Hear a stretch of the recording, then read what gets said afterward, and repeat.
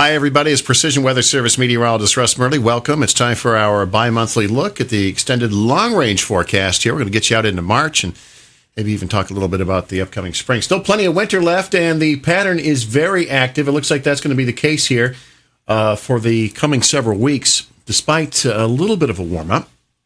We've got a fairly major storm system impacting the Northeast as I record this, or about to. This active pattern will very likely carry into February.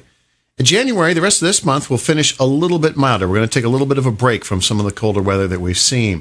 Fun facts for you. I love weather trivia and would like to share it with you. Warmest January day ever in New York was in Dansville. That was set in 1950.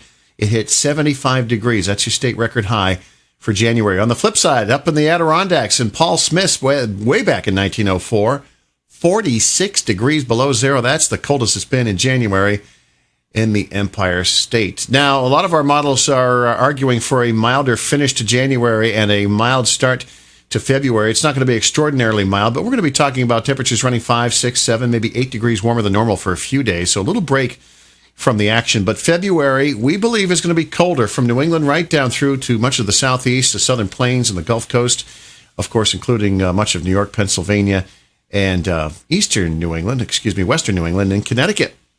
So we're going to be looking at the remainder of the winter, February and March, slightly colder than normal and slightly more snowfall. We've seen some decent lake effect snows. I think we're going to see more of that in quick bursts coming up here.